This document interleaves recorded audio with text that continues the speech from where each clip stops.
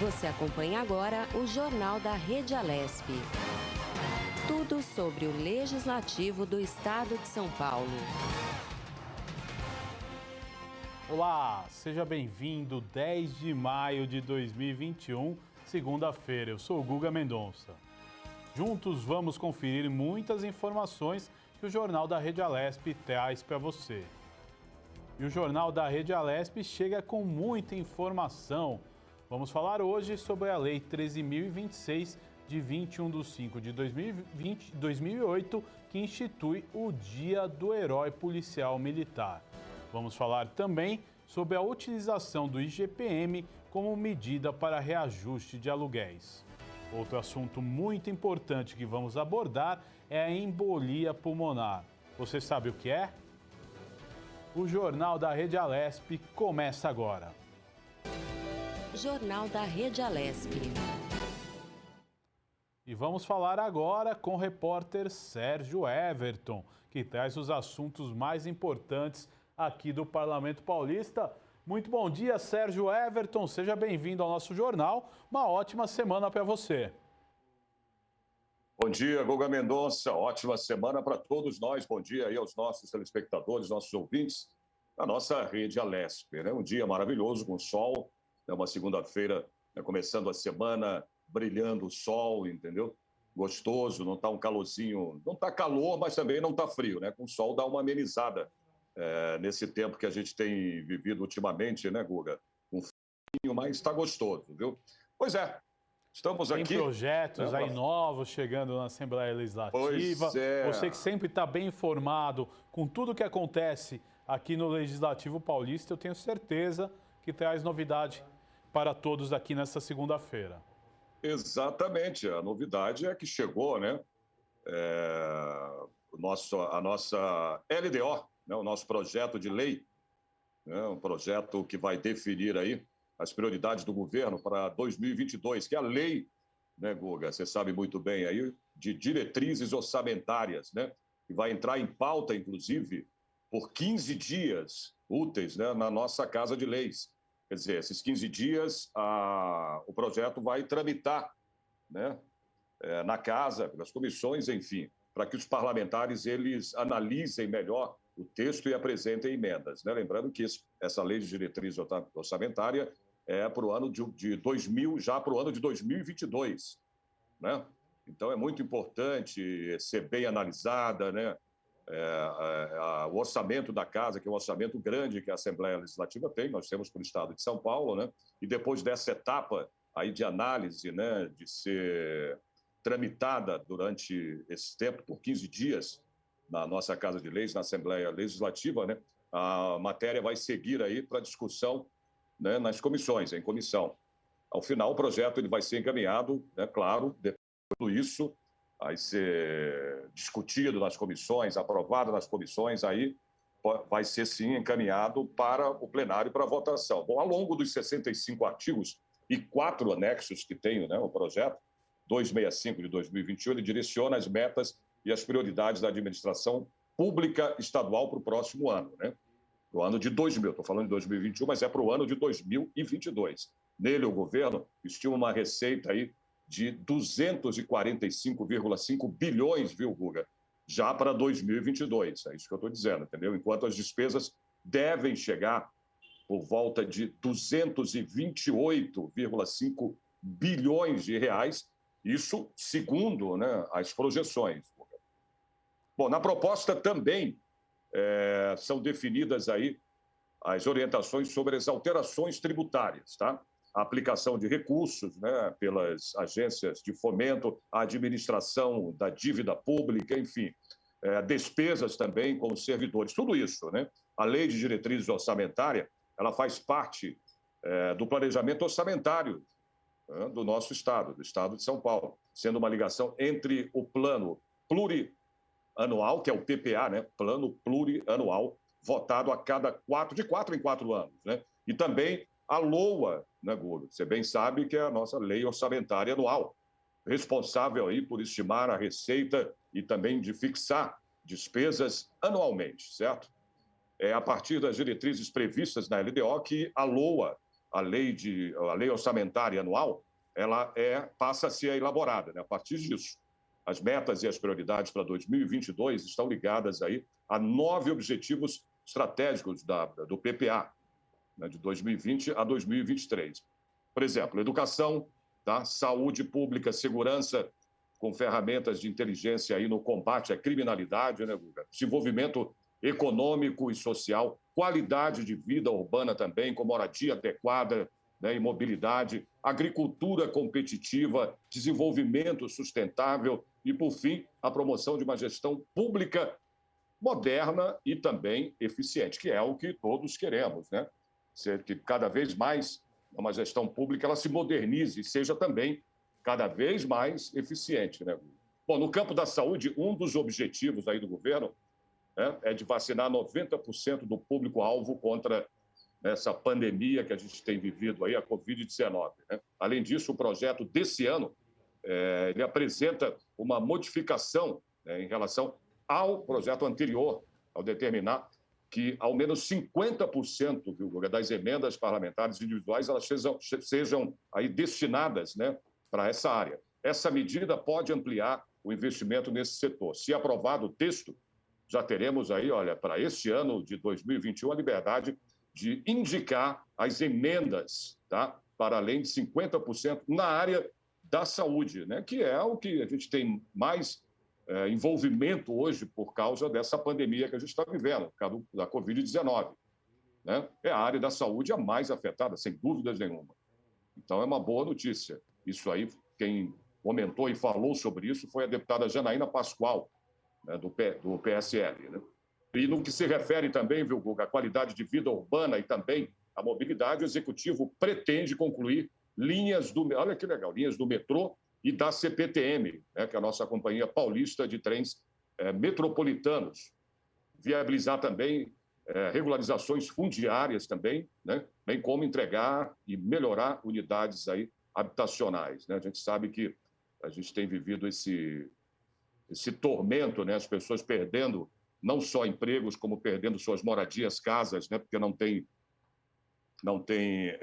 condição de pagar aluguel. Então, tudo isso, né, vem afetando demais e muito a economia do nosso, não só do estado de São Paulo, mas do país inteiro. Né? Aliás, né, Guga, se a gente for falar do mundo inteiro, essa pandemia está acabando com a economia do mundo inteiro. E é o que esse projeto, essa Lei de Diretrizes Orçamentárias para 2022 está tentando, né, resolver, né, e ajudar a população, principalmente na questão de moradias. Né?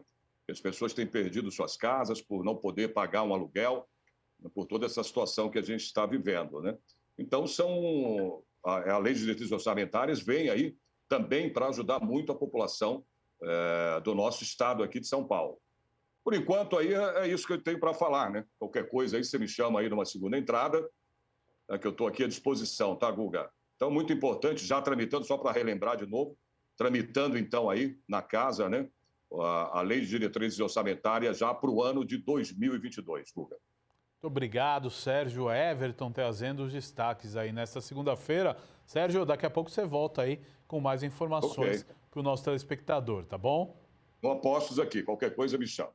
Este foi o Sérgio Everton trazendo aí as novidades, tudo o que acontece esta semana no Legislativo Paulista. Os deputados estaduais de São Paulo falaram sobre temas diversos no programa Tribuna Virtual da Rede Alesp na última sexta-feira. Vamos acompanhar. O deputado Carlos Janazzi do PSOL usou seu tempo regimental de 10 minutos para defender os institutos de pesquisa. Não tem transparência, o governo não divulga os dados de contaminação. Tanto é que hoje eu apresentei já há alguns dias esse projeto de lei e fiquei muito feliz porque saiu uma matéria hoje na Folha de São Paulo falando exatamente sobre isso. O título da matéria, que está na Folha, vocês podem ler, é o seguinte: gestão Dória não divulga dados sobre Covid-19 em professores da rede estadual. Eu fiz esse projeto, na verdade, inspirado num projeto de lei aqui da Câmara Municipal que foi protocolado pelo vereador Celso Janazzi, que também faz a luta em defesa da educação municipal e é membro titular da Comissão de Educação. Ele apresentou esse projeto e eu ele me falou disso, eu falei, vou apresentar também que o Estado também não divulga, nem a Prefeitura divulga e muito menos o Estado. Então, meu projeto está tramitando na Assembleia Legislativa, ele tem que ser aprovado. Na segunda intervenção, o deputado falou sobre o PL 249 de 2021, que obriga o Poder Executivo a divulgar os índices de contaminação por Covid-19 de profissionais da educação, alunos e prestadores de serviço das unidades escolares. Tudo bem elaborado, com metodologia, então, de uma instituição muito séria, de uma entidade séria que é a Repu. Mas nós temos outros dados também, né? Tem aqui a pesquisa da Escola de Saúde Pública Johns Hopkins, que é dos Estados Unidos, também que vai nessa direção.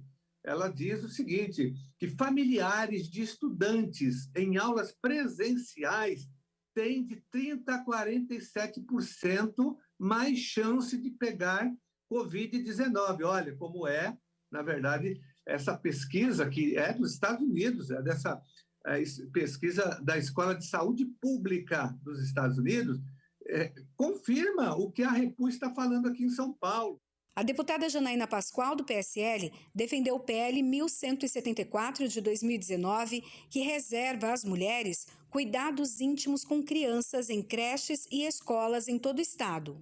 Esse projeto nasceu de reclamações de mães da cidade de Araçatuba, depois mães da cidade de São Caetano começaram a escrever, depois profissionais das creches, homens trabalhadores em creches, em escolinhas, também escreveram, dizendo que muitas vezes as diretoras exigiam que justamente estas tarefas fossem desempenhadas por eles, e eles, como pais, também não se sentiam, vamos dizer assim, confortáveis em desempenhar essas tarefas, tinham medo de alguém entender de maneira equivocada. Então, assim, é um projeto que vem para proteger as crianças, né, de eventuais abusadores, que são minoria, mas o intuito primeiro do projeto é proteger, dar tranquilidade às famílias e também proteger esses profissionais do sexo masculino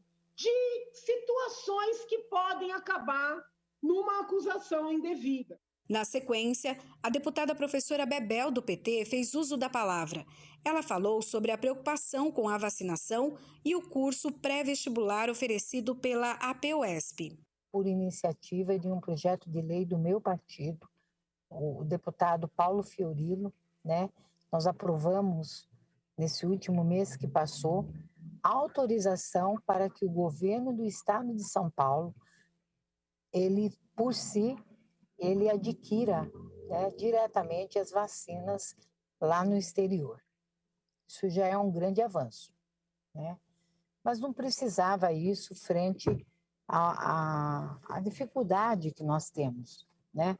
Então, por esta razão, eu acredito que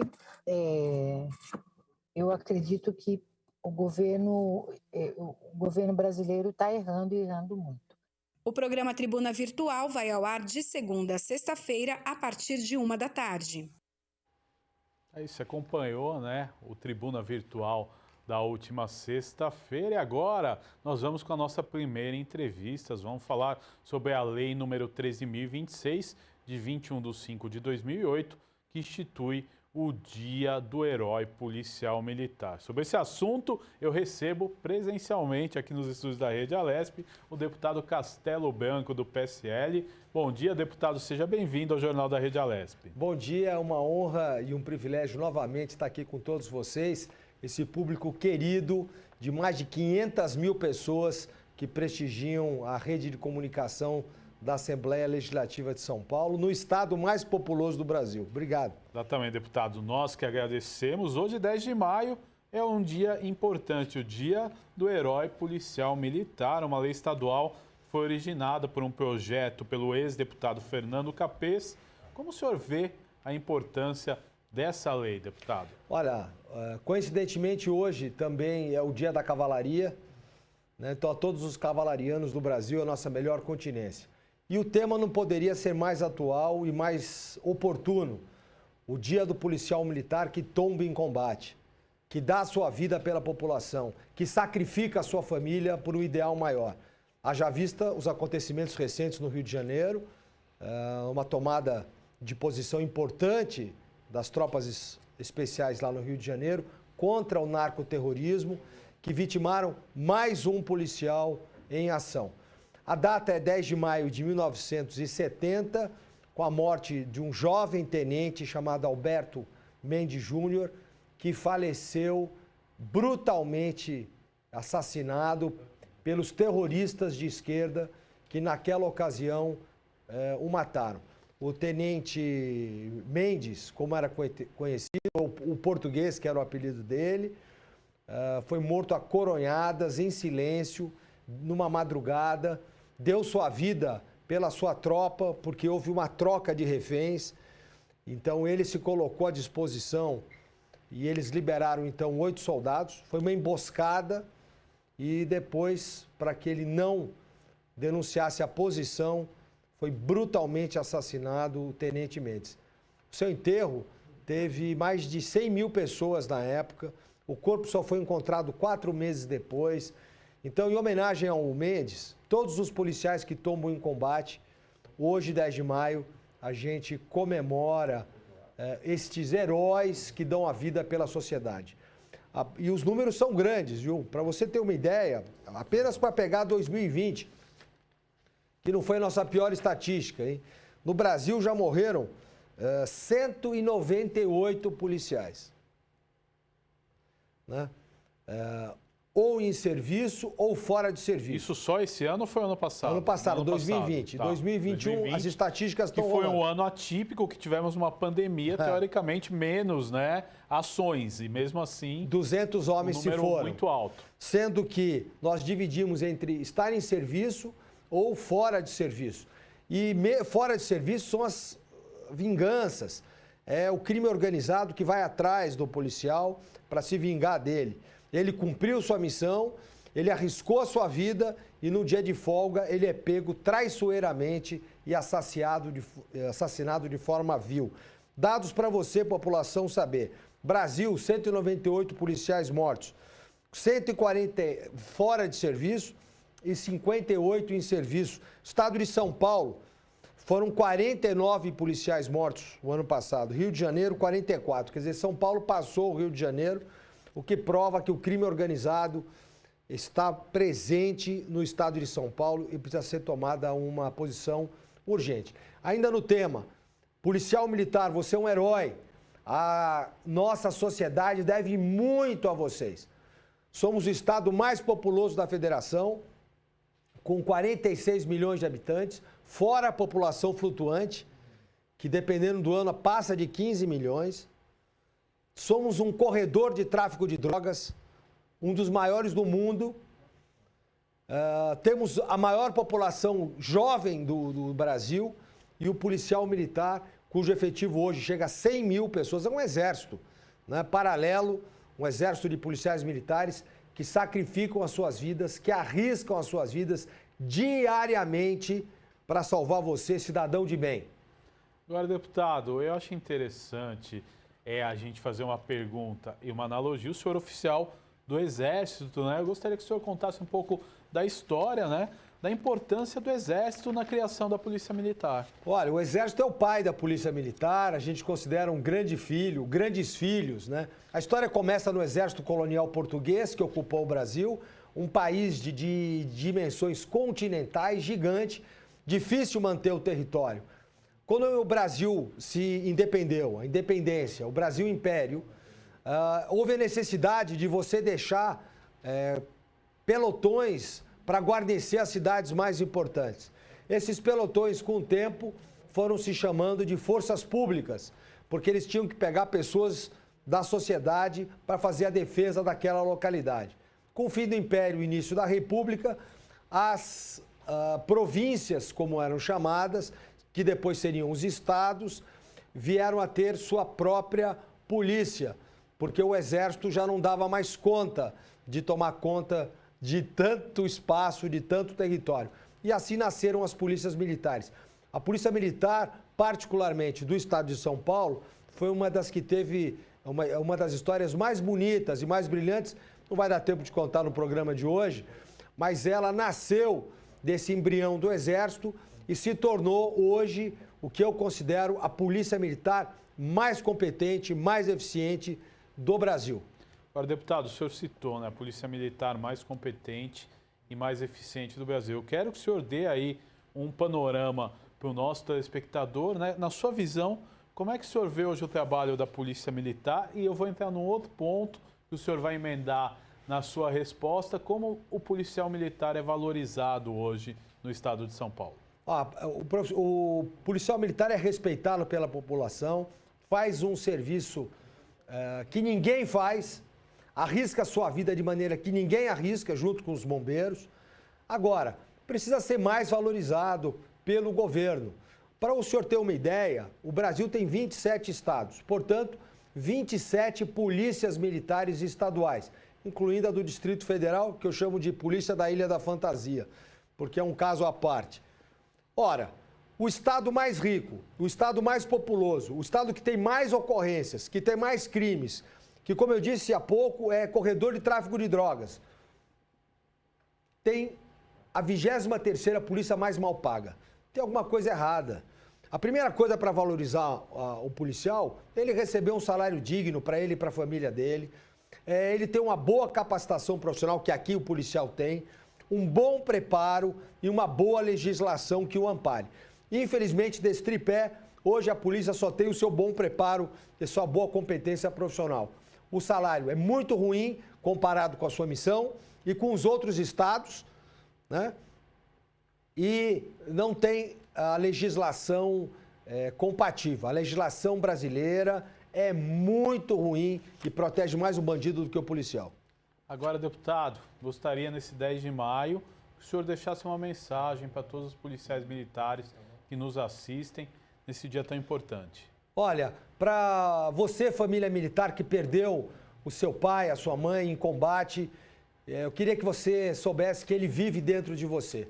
O grande legado dele é que você, que um dia vai crescer, seja um oficial do Exército, da Marinha ou da Aeronáutica, que seja um policial, né, que seja um cidadão de bem e que faça valer o legado do seu pai, que sacrificou a sua vida por uma sociedade melhor. Deputado, aproveitando a sua presença nessa segunda-feira nos estúdios da Rede Alesp, o governo de São Paulo anunciou aí medidas, né, na última sexta-feira de flexibilização dos setores econômicos, né, devido a uma queda aí no número de mortos, internações na UTI. O que o senhor acha dessas medidas e qual que é a sua visão, né, sobre esse modelo aí de fechamento? Como o senhor, qual o prisma que o senhor analisa essa questão? Já era a hora de abrir. Todos sabem o meu posicionamento. Eu sempre fui a favor da menor restrição possível, fui contra o lockdown. Hoje está se mostrando estatisticamente, academicamente, que não foi saudável. Existem vários trabalhos científicos dizendo que o lockdown não funcionou. Eu falava isso desde o início, porque aí nós tivemos dois problemas. O problema da doença, que foi muito triste e que ceifou vidas preciosas nossas, de grandes amigos nossos, que é um imponderável do destino. Ninguém imaginava que um negócio desse fosse acontecer. E o outro era o problema econômico. E todo o fechamento do negócio, do comércio, da indústria, impedindo a população de trabalhar, agravou, na minha maneira de entender, o problema do Covid. Então, eu vejo com bons olhos a flexibilização e a abertura para que as pessoas possam, de direito e de fato, trabalharem. O paulista gosta de trabalhar, nós precisamos trabalhar, precisamos retomar a vida com cautela, com segurança, com as medidas profiláticas e de vigilância sanitária. Não estamos falando outra coisa. Álcool gel, máscara, enfim, distanciamento, mas precisamos trabalhar. Agora, deputado, outra questão, e eu sei que no seu mandato o senhor está bem atento a essas questões da educação e a volta às aulas presenciais. Como é que o senhor analisa esse cenário que o Estado de São Paulo é bastante polêmico, muita discussão, né? Uns acham que não deve voltar pelas questões sanitárias, outros acham que deve voltar. Eu quero a opinião do senhor sobre isso. Olha, eu sou absolutamente convicto de que as escolas são um serviço essencial à sociedade. A esperança da colheita reside na semente. Você só vai colher aquilo que você plantar. Uma sociedade melhor só com educação. A educação, salvo aqueles 90 dias lá de 2020, que foi o susto da sociedade para saber o que estava acontecendo, as escolas deveriam ter sido o primeiro segmento a abrir, né? E os professores, evidentemente, nossa tropa de frente, a profissão mais importante do Brasil, né? Também com as suas medidas de segurança, mas a escola não deveria ter fechado. Eu fico feliz que as escolas estejam retomando. Houve prejuízo, sim, e grande a essa geração. Vai dar trabalho para recuperar esse praticamente aí 1 ano e meio que as crianças ficaram fora da escola, mas eu sou muito favorável à retomada das escolas. Lugar de criança na escola e agora. Deputado, uma última questão, é importante a gente aproveitar a sua visita aqui aos estúdios da Rede Alesp. O Ministério da Saúde aí tem avançado na vacinação contra a Covid-19. Como é que você analisa esse processo? Qual que é a sua opinião?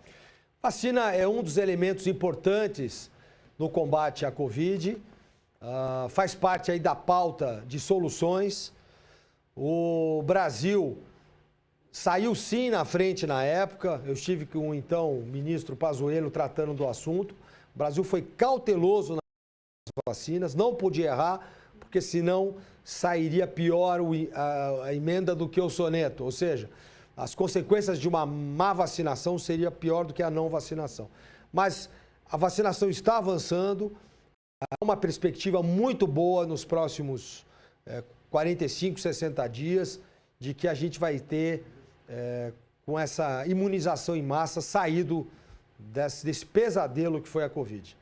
Deputado Castelo Branco, eu quero agradecer a sua participação no Jornal da Rede Alesp dessa segunda-feira. Muito obrigado.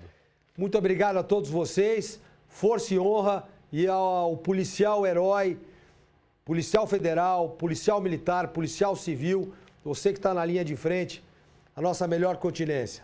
Muito obrigado. Muito obrigado. Esse foi o deputado Castelo Branco, do PSL, que participou do Jornal da Rede Alesp desta segunda-feira. E o governo de São Paulo anunciou, durante coletiva de imprensa na última sexta-feira, a prorrogação da fase de transição do Plano São Paulo até o dia 23 para conter a disseminação do coronavírus em todo o estado. De acordo com as novas regras, o horário de funcionamento dos estabelecimentos foi ampliado para as 21 horas e a capacidade de lotação do espaço também aumenta para 30%. São Paulo está desde o dia 18 de abril na chamada fase de transição, que é mais permissiva que a vermelha e com poucas restrições a mais do que a fase laranja. A nova flexibilização da fase de transição também altera o toque de recolher, que agora passa a valer entre 21 horas e 5 da manhã. De acordo com a Secretaria Estadual de Desenvolvimento Econômico, a Patrícia Ellen, as regras de teletrabalho para funções administrativas não essenciais continuam em vigor, assim como orientação para escalonamento dos horários de entrada e saída em setores da indústria, comércio e serviços. E o Brasil registrou 934 mortes por Covid-19 nas últimas 24 horas, totalizando neste domingo, dia 9, 422.418 óbitos desde o início da pandemia.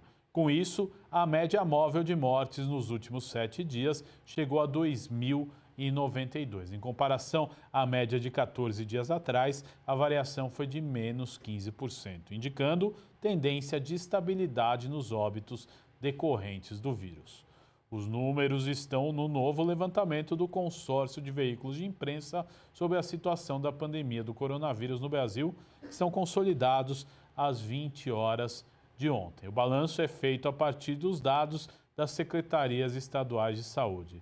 Essa é a menor média móvel de mortes registradas desde o dia 17 de março, quando ela estava em 2031, em plena ascensão naquele momento. Nenhum estado apresenta tendência de alta nas mortes. O país completa agora 54 dias seguidos com a média móvel de óbitos acima dos 2.000 mortes por dia.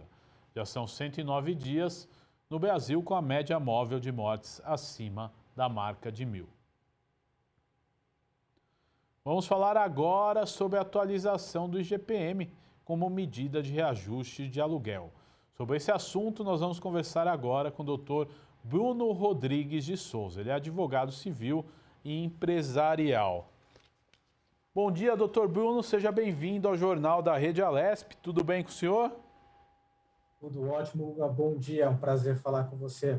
Bom dia, seja muito bem-vindo, né? Eu gostaria de saber, esse assunto é muito discutido, né? E com o aumento aí dos índices, assusta muito também com a crise, com a pandemia. E em 2020, o índice atingiu 23,14%, o que leva o IGPM a atingir uma média tão grande nesses últimos 12 meses. O que é a maior explicação, doutor? Bom dia. Primeiramente, né, esse assunto chama muito atenção, porque, né, num ano de crise, como a gente vem falando, hoje aí vocês já abordaram tão bem, a caixa das empresas constritos, a dificuldade das pessoas pagar o aluguel normal, num preço tão normal, e de repente vem o IGPM e dá esse boom, aumenta em 1/4, em 23%, 25% em um ano, né? Um camarada que pagava R$1.000 hoje paga 1.250 praticamente em um ano de crise. O que gerou isso? O porquê disso? Né?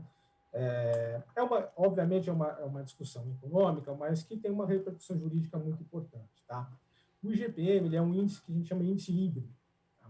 Um índice híbrido porque ele é composto por outros 3 índices. Tá? Ele é composto tanto pelo IPA, ele é composto pelo INCC e ele é composto também pelo IPC. Tá? Ele tem uma divisão entre os 3 índices. 2 desses índices estão muito atrelados à variação de commodities e à variação cambial. Tá? Então, quando o dólar dispara, ou quando a commodity dispara, ele eleva a reboque o IGPM. Tá? Então, o IGPM ele é um índice, olhando para a construção dele, não é um índice pensado para o aluguel. Ele é um índice pensado para um mercado ligado a relações internacionais econômicas. Né? Então, é compra de soja, venda de soja. Ele está mais relacionado com essa base do que com o aluguel. Porém, historicamente, no Brasil, ele foi sempre utilizado como indexador dos contratos de locação. Tá? Não tem uma causa muito específica para isso, mas é o famoso popular. Vai sendo reproduzido nos contratos, Ele nunca teve uma oscilação tão grande quanto está tendo agora, só que chegou um momento, né? Chegou um momento em que ele se tornou inviável. Inviável, a gente está numa situação do que fazer, né? Então, os empresários que estão aí com seus comércios fechados durante grande parte do ano são surpreendidos com um aluguel 25% mais caro. Então, o nosso desafio agora, o desafio do Poder Judiciário, o desafio das pessoas, das locadoras, dos locatários, é achar um meio termo para isso.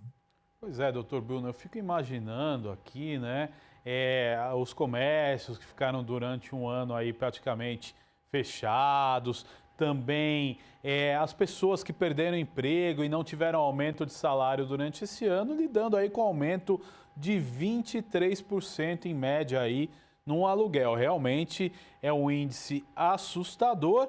E eu vou para um segundo ponto. Esse aumento, doutor, é obrigado que seja feito? E aí o que a gente parte? É para negociação entre as partes? Essa negociação, de repente o proprietário ele pode exigir o aumento e na verdade o inquilino, o locatário, ele não tem nada o que fazer se for uma exigência do locatário, pois está em contrato?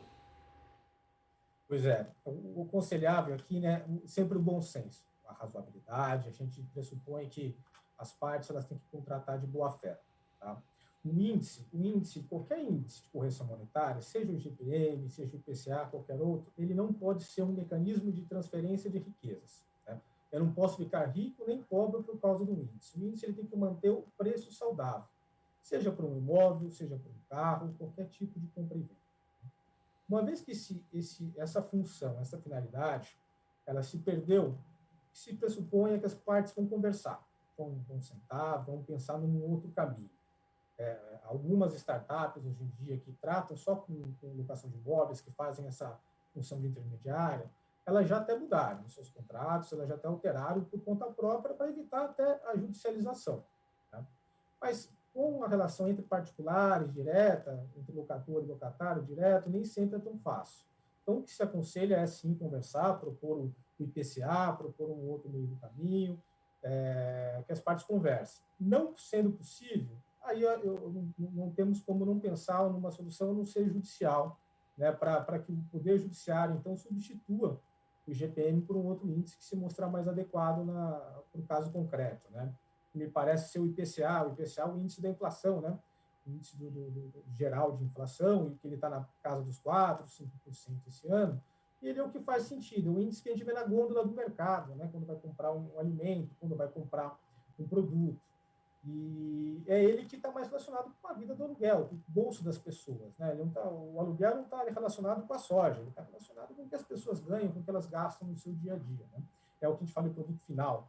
Então, essa é a recomendação, negocie, converse, as pessoas têm que ser razoáveis. Não sendo, aí a solução é procurar a tutela jurisdicional e o Poder Judiciário para pedir substituição, às vezes até título liminar, dependendo da situação em que a pessoa se encontra, da dificuldade de pagar, um comerciante que está com a sua conta já bem apertada para pagar funcionários e o aluguel viabiliza a sua atividade. Então, se socorrer do Poder Judiciário, inclusive pedindo liminar.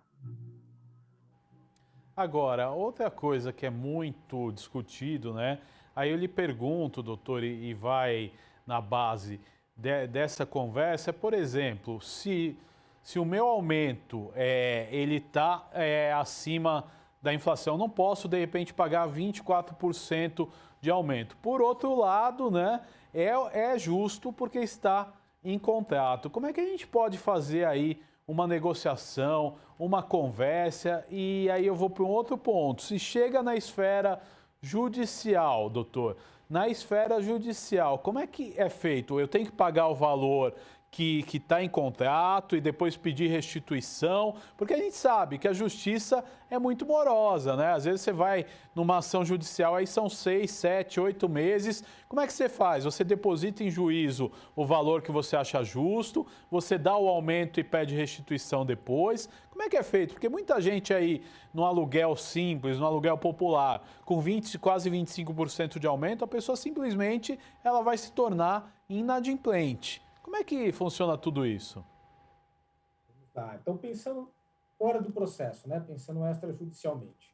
Primeiro, um contato telefônico, uma mensagem. Hoje em dia, com as nossas mensagens celulares, a gente pode trocar e formalizar. Né? O importante é sempre ter documentado o que está sendo negociado, que teve uma iniciativa, para mostrar boa-fé, para não mostrar o que se está tentando ganhar, ser o famoso esperto, né? Que a figura do esperto que a gente tanto vê. Não é isso aqui. Mostra boa-fé, conversa, negocia, manda e-mail. Se for necessário, faz uma carta de notificação para pedir a substituição. Não sendo possível, aí sim vamos para o judiciário. E como que funciona? Você levantou bem, né? O processo ele demora, a gente não vai ter um processo que começa agora em maio e ele vai terminar em julho. Né? São anos, às vezes, do processo se desenvolvendo para ter uma tutela final, ter uma sentença transitada em julgado. Então, nessas situações, o ideal, se possível, é formular um pedido de liminar. Então, o advogado que vai ser contratado, ele vai pedir para que, liminarmente, esse índice por um outro IPCA, né? Para eu já não ter que pagar essa diferença a maior. Então, desde então, meu contrato já estaria pensando no IPCA daqui para frente. Como toda tutela liminar, ela está sujeita ao risco, né, de ser lá na frente revogada, e aí voltar o IGPM e a pessoa tem que desembolsar lá na frente essa diferença. Tá? Aí vai muito da ponderação do caso concreto, como a gente disse, do risco, da necessidade que a pessoa tem de substituir imediatamente, do que qualquer outra coisa. Então, um empregador, né, lá o dono de um comércio que está ali, ficou 3 meses fechado, ele não vai ter condições de pagar agora o reajuste sem prejuízo dos funcionários. Então, faz sentido ele pedir uma liminar, mostrar que pagar o aluguel vai comprometer um valor a mais, um valor pagamento de verba alimentícia, né, de funcionário, verba de caráter alimentar. Então, com esse contexto, o juiz tem uma possibilidade de analisar cada caso com a sua situação, com seus olhos específicos. Né? Agora, Quem puder esperar, né, guardar até o processo final, não quiser pedir uma liminar, guarda-se aí a sentença final que vai substituir o índice pelo outro, né? E aí vai ter uma discussão se vai retroagir, se vai para frente, aí vai depender muito do aconselhamento jurídico do advogado em cada situação. Agora, doutor Bruno, outra questão, né? Agora vamos ver o lado da pessoa que vive de aluguéis, né?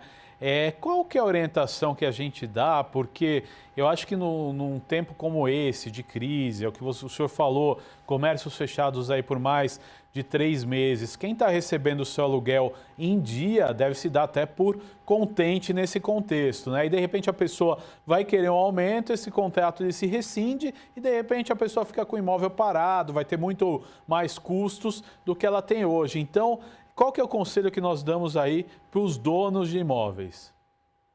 É bem observado, né? Hoje em dia é até curioso, porque com o comércio fechado, com as pessoas vendendo um pouco, a tendência do aluguel até cair, né? E o GPM faz um caminho contrário, faz que o aluguel fique mais caro, né? O que eu aconselho aí no dia a dia mais uma vez, pensando na boa-fé, o índice não é feito para deixar ninguém rico, é para se adequar, ajustar o preço à realidade do dia a dia, né? A realidade atual. Então, o conselho pense, olhe nos seus custos, olhe no que valorizou seu imóvel, olhe um pouquinho, a figura um pouco maior, em vez de se concentrar simplesmente naquele aumento de 30%, que às vezes cresce os olhos, né? E negocie, pense no meio do caminho, porque no final do dia, como você apontou, existe o risco do próprio locatário ficar inviabilizada a locação diante do aumento do preço e ele perder, deixar, não ter mais interesse pelo imóvel, rescindir o contrato, e vai ficar o locador com o imóvel na mão, um tempo de pandemia que é incerto, quando a atividade vai se reiniciar, as pessoas estão aos pouquinhos mudando para outras localidades, quando é imóvel residencial, imóvel comercial, talvez a própria dinâmica da cidade se altere. Nós estamos vendo aí na cidade de São Paulo, por exemplo, a alteração do plano diretor em breve. Então, o ideal seria ali conversar, chegar no meio termo para evitar esse mal maior, né? Que daí é ruim para todo mundo. A pessoa que vai ter que abandonar o imóvel, que vai ter que ter seus custos para procurar um outro, e o locador que também vai ter um imóvel na sua mão vazio, com os custos de IPTU e tudo mais para bancar. Agora, doutor Bruno, é importante a gente esclarecer o nosso telespectador. Existe, né, muitas imobiliárias, quando vão fazer um contrato, elas dizem que o IGPM é um padrão de contrato. Eu posso exigir um outro indexador ou isso é critério da imobiliária? Tem que ser um acordo entre as partes? Como é que funciona e como é que a lei respalda isso? Perfeito. É uma observação importante, porque a gente pega o contrato, muitas vezes não pensa nem no critério, né? Assina já algo padrão e não há nenhuma obrigação, tá? As partes são livres para escolher o indexador que elas vão utilizar. Como eu disse, é histórico usar o IGPM.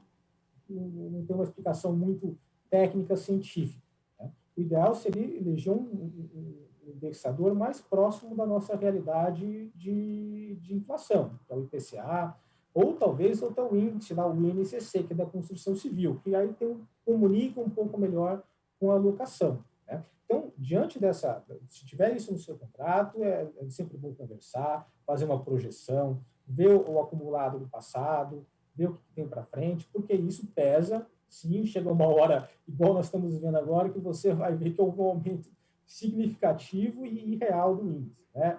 Até para contextualizar, existe hoje um projeto de lei na Câmara dos Deputados, lá em Brasília, para tornar o IPCA um índice padrão, tá? Abrindo, obviamente, a liberdade para as partes definirem outros, né, de pleno aceite, as partes concordam, para se tornar o padrão IPCA, que é o mais aderente à realidade, é o mais aderente ao bolso das pessoas e, com isso, evitar essas discussões, essa judicialização, vão ter avalanches de processo agora, né, por conta disso, porque o valor acabou explodindo, né, algo inesperado mesmo. Então, a lei talvez conserte isso, especialmente nesse momento que a gente vive, né? Acho que é uma medida até de urgência para ser tratada aí no âmbito legislativo, né? Enquanto isso, o judiciário vai com medidas liminares, com decisões em casos específicos, contornando o problema. Mas o ideal é que a lei, há um projeto de lei, não sabemos como será, se ele vingará ou não, mas que resolva isso com critérios mais seguros, né? Doutor Bruno Rodrigues de Souza, eu quero agradecer a sua participação no Jornal da Rede Alesp desta segunda-feira. Até uma próxima oportunidade da gente discutir mais aí sobre esse assunto.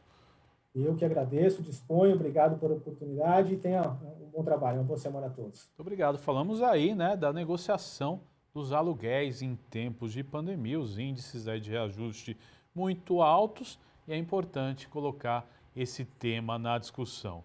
E a segunda etapa da campanha de vacinação nacional contra a gripe e influenza começa amanhã, terça-feira, e prossegue até o dia 8 de junho. Promovida pelo Ministério da Saúde em todo o território nacional, a campanha teve início no passado e a estimativa é vacinar 79.700.000 pessoas. A segunda etapa é destinada a idosos com mais de 60 anos e professores. Cerca de 33 milhões de pessoas deverão ser imunizadas nesta fase. A campanha teve início no dia 12 de abril com a vacinação de crianças entre 6 meses e 6 anos, povos indígenas, trabalhadores da área de saúde, gestantes e mulheres e púrpuras. Pessoas que tomaram a primeira ou a segunda dose da vacina contra a Covid-19 devem esperar pelo menos 14 dias para tomar o imunizante contra a gripe. E na semana passada, 1.305 cidades ficaram sem a segunda dose da vacina contra a Covid-19 para aplicar na população. Revela a nova edição da pesquisa da Confederação Nacional dos Municípios, a CNM. O número representa 45,1% das 2.892 prefeituras que responderam à sondagem realizada pela CNM. Mais da metade dos municípios, 1.563, disseram não ter passado pelo problema, o equivalente a 54%. A pesquisa também consultou sobre o recebimento de doses nesta semana. Entre as cidades consultadas, 1.305, 32,4%, disseram que receberam a Coronavac. 2.452, cerca de 60,8%, a vacina de Oxford, a AstraZeneca. E 56% a da Pfizer. E 220 não responderam à questão. O número vai além do total da amostra de 2.896. Houve municípios que tiveram acesso a mais de um tipo de imunizante.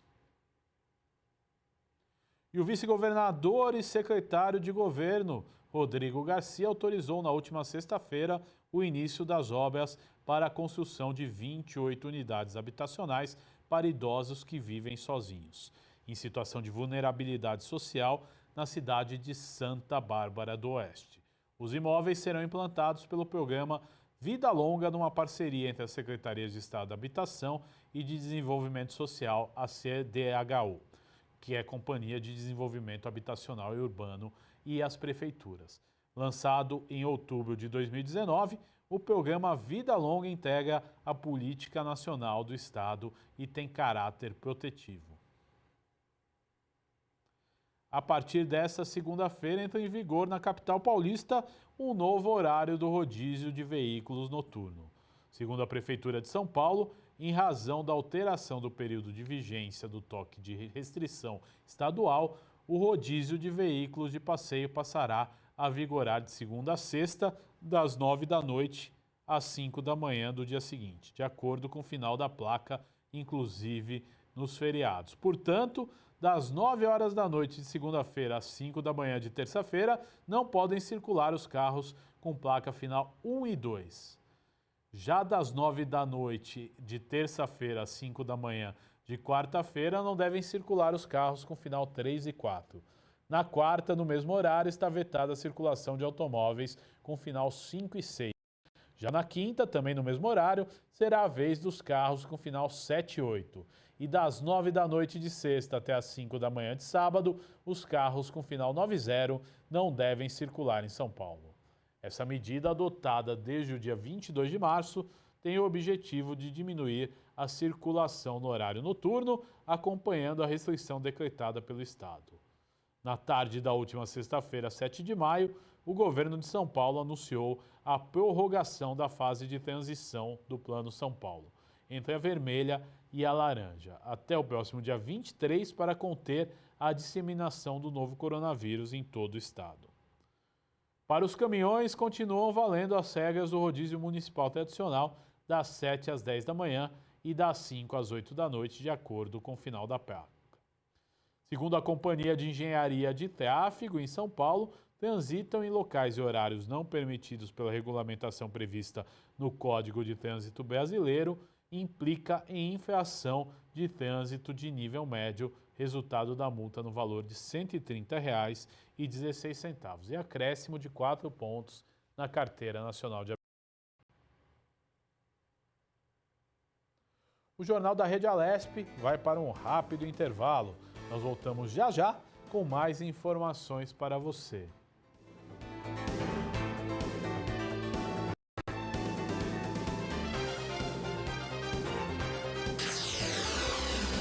Você acompanha Jornal